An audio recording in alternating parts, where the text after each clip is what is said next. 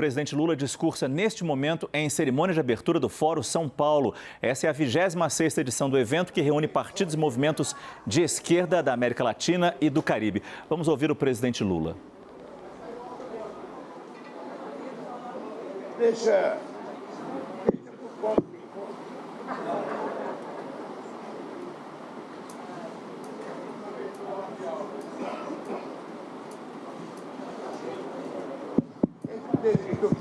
para depois, então. Deixa para depois. Vamos dar prosseguimento aos nossos compromissos democráticos aqui. Bem, a primeira coisa que eu queria pedir desculpa era de não precisar ler uma nominata aqui com os nomes dos companheiros que estão na mesa, porque já foi lido por 3 pessoas que falaram antes de mim. E eu iria, então, tomar o meu tempo de falar, falando a nominato. Como ninguém aqui é candidato a nada, então eu não preciso repetir os nomes. Bem, uma coisa que eu queria lembrar a vocês é que quem tem 43 anos hoje tinha apenas 10 anos de idade quando nós fizemos a primeira reunião do Fórum de São Paulo. Eu quero crer que muitos de vocês que estão participando desse fórum não tinha mais do que 10 anos de idade em 1990. E eu queria contar um pouquinho da história do porquê nós criamos o Fórum de São Paulo. Por que nós discutimos a criação de um fórum?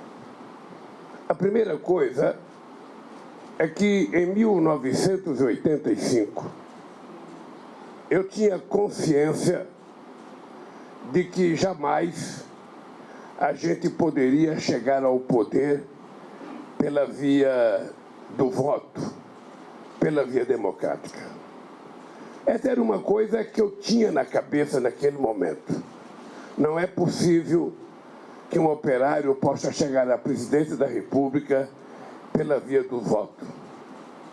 Eu tinha sido candidato a governador de São Paulo em 1982. Eu imaginei que eu ia ganhar as eleições pela quantidade de gente que nós colocávamos na rua, mas quando chegou no resultado eleitoral, eu tive apenas 10% dos votos.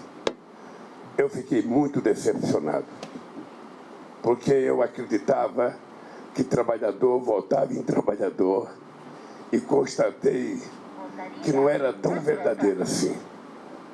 Era preciso que a gente criasse um mecanismo de fazer com que evoluísse a consciência política das pessoas para elas poderem votar na gente. E teve as eleições de 89. O PT tomou a decisão de me lançar candidato a presidente em 89, numa eleição em que disputava a presidência da República todas as grandes figuras públicas e históricas do meu país.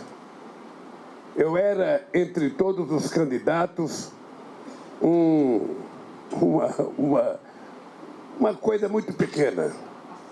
Era um operário metalúrgico, criador de um partido político de apenas 8 anos de idade, disputando as eleições contra figuras importantes como Leonel de Moura Brizola, um grande companheiro que tinha sido caçado em 1964, que ficou no exílio e que voltou para o Brasil exatamente próximo da época de disputar eleições. Contra o doutor Ulisses Guimarães, que era o presidente do maior partido político no Brasil, foi presidente da Constituinte e tinha um partido que tinha 23 governadores de estados e 306 deputados e senadores. Não havia quem não acreditasse que o Ulisses Guimarães não fosse presidente da República. Tinha um ex-governador de São Paulo, Mário Covas, que era uma figura pública muito importante no Brasil. Tinha o vice-presidente da República, Aureliano Chaves, e tinha muitas outras pessoas importantes da política brasileira disputando as eleições. E eu imaginava que a gente não teria nenhuma chance de disputar aquela eleição. Nenhuma chance. E aconteceu uma surpresa. Eu fui para o segundo turno das eleições. E pela primeira vez, um operário metalúrgico de um partido de esquerda no Brasil, que tinha como aliado apenas o PCdoB, nós conseguimos quase 47% dos votos e quase ganhamos as eleições. A partir do resultado das eleições de 89, numa viagem a Cuba, eu e o companheiro Marco Aurélio começamos a conversar com os companheiros do Partido Comunista Cubano e com o companheiro Fidel Castro e aventamos a possibilidade de fazermos uma reunião com toda a esquerda latino-americana, que muitas na época lutavam em partidos muito pequenos tentando fazer a revolução. E nós então resolvemos convidar todas as organizações para que juntos a gente pudesse discutir, através de muita organização dos trabalhadores e do povo em geral, a gente, pela via democrática, chegar a ganhar o poder nos nossos países. Foi assim que nasceu a ideia da gente convocar o primeiro Fórum de São Paulo. A gente queria que a esquerda da América Latina voltasse a conversar entre si. E a gente queria que a esquerda da América Latina voltasse a disputar os espaços democráticos existentes no seu país. E aconteceu a primeira reunião em São Paulo, numa época de Copa do Mundo, em que tinha país que tinha 15 organizações de esquerda, todas muito pequenas, mas todas muito cheias da verdade, todas muito conscientes de que era através dela que ia nascer a revolução no seu país. E nós então começamos a conversar pela primeira vez. Pouca gente se conhecia, pouca gente, tinha relação de amizade, e a gente foi estabelecendo uma forma de conquistar confiança entre nós para que a gente pudesse construir o que nós hoje chamamos de Fórum de São Paulo. É importante vocês lembrarem, o companheiro Chaves, no segundo encontro que nós tivemos em El Salvador, o Chaves quis participar do Fórum de São Paulo e nós não deixamos. Nós não deixamos porque, na época, o Chaves tinha tentado dar um golpe na Venezuela. Ele era coronel, era professor da Academia Militar da Venezuela e tinha havido Caracaço na Venezuela, tinha morrido 300 pessoas. O Chaves tinha tentado dar um golpe e, quando chegou em El Salvador, o Chaves quis participar, nós não deixamos o Chaves participar, porque, olha, você não é democrático, você tentou dar golpe, você não vai participar do Fórum de São Paulo. E não era apenas nós, não. Era todo o Fórum de São Paulo que tinha essa consciência. Bem, depois a história vocês conhecem. O dado concreto é que o Fórum de São Paulo foi a primeira experiência latino-americana em que a esquerda resolveu se juntar sem precisar tirar as suas diferenças, nem tampouco acabar com as suas divergências, mas ela resolveu discutir, do ponto de vista da organização democrática, disputar os espaços políticos do nosso continente. E vocês sabem que a vitória foi muita nesse período. Vocês sabem que a América Latina, e sobretudo a América do Sul, viveu o seu melhor momento em 500 anos, de 2002 a 2010.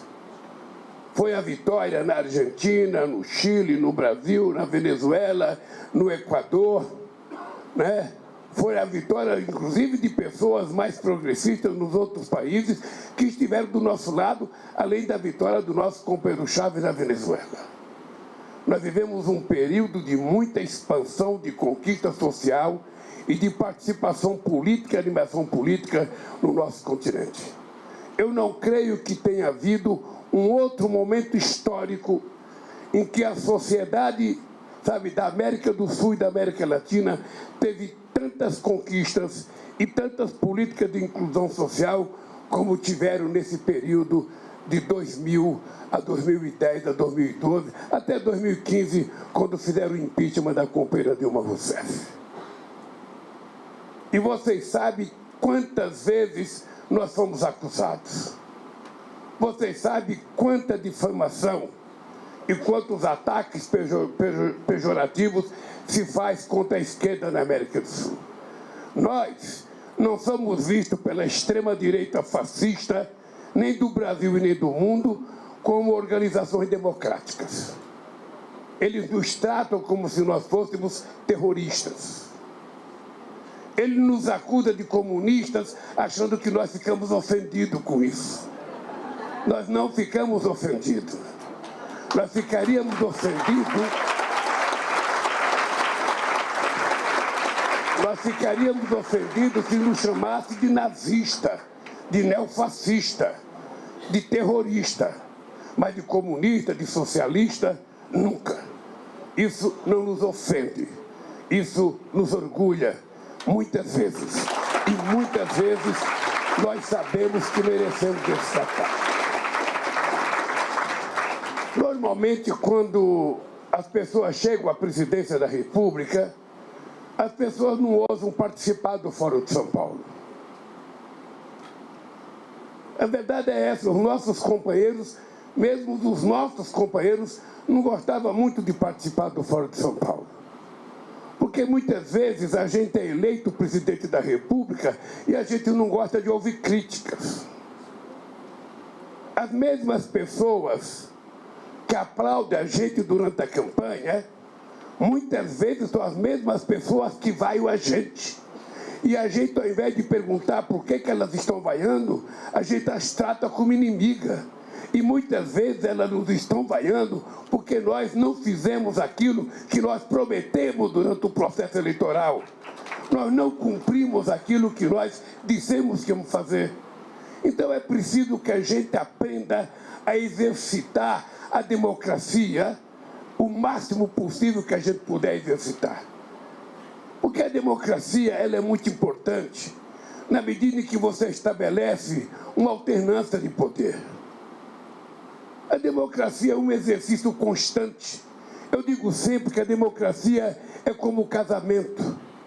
Um casamento, se o marido e a mulher não fazem concessão um para o outro todo santo dia, o casamento acaba. Se numa família o pai e a mãe não fazem concessão para o filho, a relação fica ruim. Então a democracia é isso.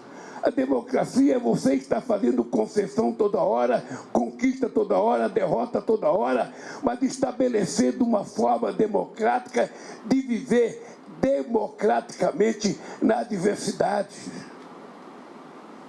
E nós não podemos criar problema um para os outros. É importante a gente ter clareza disso. Eu, aqui no Brasil, é a primeira vez que um presidente governa esse país pela terceira vez. É a primeira vez.